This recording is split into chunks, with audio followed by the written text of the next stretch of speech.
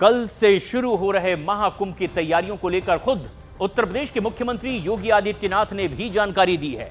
उन्होंने कहा कि 13 जनवरी से 45 दिनों का यह भव्य आयोजन कल से शुरू हो रहा है, जिसमें 40 करोड़ लोग पूरी दुनिया भर से आएंगे और हिस्सा लेंगे।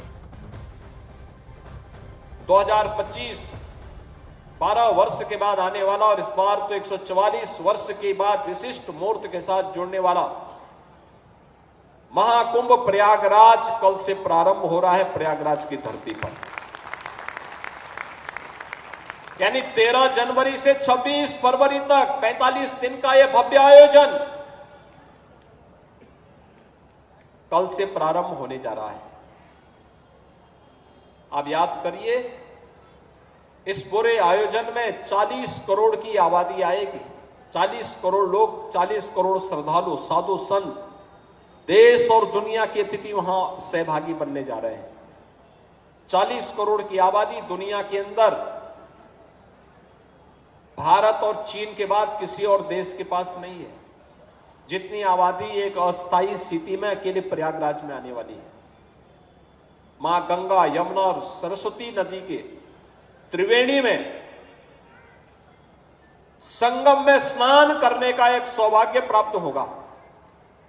लोगों को वहां पर उत्तर प्रदेश को जानने, भारत को जानने, भारत की आध्यात्मिक विरासत को संतों के माध्यम से, उनके शिविर के माध्यम से, उनके अखाड़ों के माध्यम से जानने और देखने का अवसर प्राप्त होगा। वहां पर बहुत सारी चीजें ऐसी दी गई हैं जो पहली बार कुंभ में आने वाले श्रद्धालुओं को देखने को मिलेगा। वहां पे अक्षय वट कॉरिडोर भी बना है, मां सरस्वती कूप का कॉरिडोर भी बना है, बड़े हनुमान जी मंदिर का कॉरिडोर बन गया है, पातालपुरी का कॉरिडोर बन गया है, महर्षि भारद्वाज कॉरिडोर बन गया है,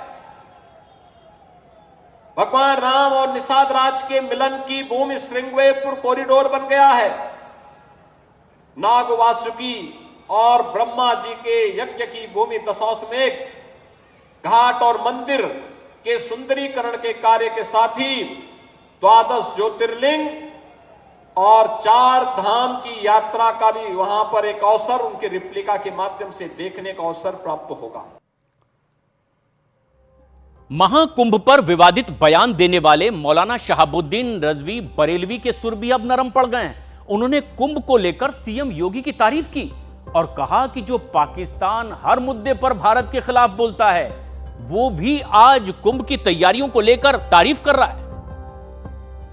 महाकुंभ मेले के शानदार और बेहतरीन इंतजामात को देख करके अब वो लोग भी तारीफ कर रहे हैं जो लोग हिंदुस्तान से बाहर हैं और हमेशा हिंदुस्तान की बुराइयां करते हैं और हिंदुस्तान के खिलाफ बोलते रहते हैं।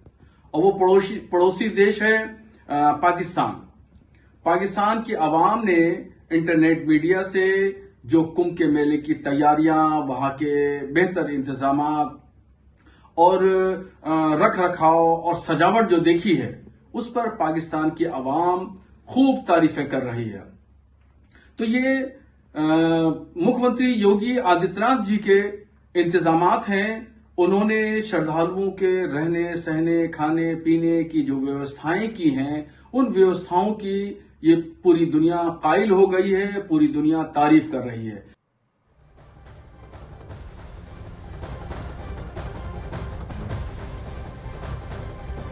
तो बस इंतजार है, इसी तरह से संगम में डुबकी लगाने के लिए लोग पहुंच रहे हैं। महाकुंभ की शुरुआत होगी, लेकिन महाकुंभ में बनी टेंट सिटी का भी केंद्रीय मंत्री गजेंद्र सिंह शेखावत ने उद्घाटन किया है। केंद्र सरकार के टूरिज्म मंत्रालय ने इस टेंट सिटी का निर्माण करवाया है।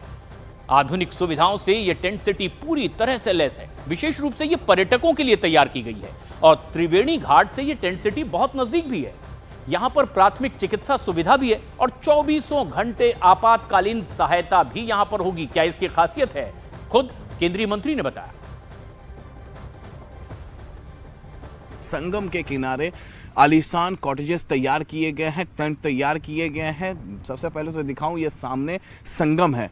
संगम। और यहाँ पर देखिए जो कॉटेजेस हैं, उन कॉटेजेस के सामने में अगर मैं बात करूँ तो एक गार्डन का रूप देने की भी कोशिश की गई है और इन गार्डन में यहाँ पर लाइटिंग की भी व्यवस्था की गई है। यहाँ पर देख सकते हैं आप तस्वीरों में, ये लाइटिंग है, ये गार्डन यहाँ पर कॉटेजेस के सामने लगाए गए हैं। और इसके अलावा अगर हम आगे की तरफ जाएं तस्वीरें तो देखेंगे आप कि ये कॉटेजेस बने हुए हैं। एक बार कैमरा पैन करके मैं अपने विजय चंदन से कहूँगा कि वो तमाम कॉटेजेस को दिखाएं कि किस तरीके से कॉटेजेस की तैयारी यहाँ पर की जा रही है। बाकायदे यहाँ पर देखिए घासों का यहाँ पर मैट, घासों का मैट यहाँ पर बिछाया गया है और ये तमाम कॉटेजेस हैं और कॉटेजेस को एक आलीशान फील्ड देने की कोशिश यहाँ भारत सरकार के टूरिज्म डिपार्टमेंट ने की है। बाकायदे देख सकते हैं लाइटिंग के लिए यहाँ पर लैंप लगाया गया है और तमाम मैट यहाँ पर बिछाया गया है। ये गंगा का किनारा है, ये घाट है और घाट पर ही इस तरीके के कॉटेजेस को तैयार किया गया है। यहाँ पर तस्वीरों में आप देख पा रहे हैं कि ये तमाम कॉटेजेस हैं। कॉटेजेस के बाहर भी यहाँ पर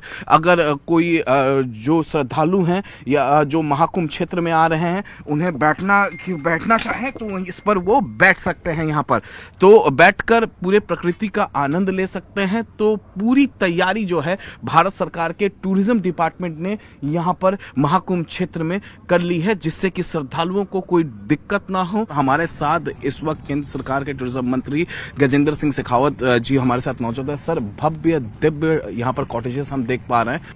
भारत सरकार के पर्यटन मंत्रालय के आईटीडीसी के लिए भी ये एक दोहरा अवसर है। एक, कुंभ के अवसर पर आईटीडीसी के माध्यम से हम जो हमारी व्यावसायिक गतिविधि है उसको कर सकें और साथ साथ में इस कुंभ में आने वाले विदेशी सैलानियों के कुंभ के अनुभव को जो है हम एक लेवल अप कर सकें, हम उसको ऊंचा उठा सकें। विदेशी सैलानी जो यहाँ आएंगे उनके लिए अनेक तरह की व्यवस्थाएं हमने उनके कुंभ के इस प्रवास को जो है अविस्मरणीय बनाने के लिए ऐसा किया है, जहां हमने प्रीमियम कैटेगरी के टेंट्स यहाँ पे ले किए हैं और उसके साथ साथ में जो यहाँ इस कुंभ के समय में जो लोग आएंगे, ऐसे सारे हमारे मेहमानों के लिए, उनके लिए योग की व्यवस्था, उनके लिए आयुर्वेदिक चिकित्सा की व्यवस्था, उनके लिए पंचकर्म की व्यवस्था, इस सब तरह की व्यवस्थाओं का जो है विधान यहाँ पे इस कैंप में किया है।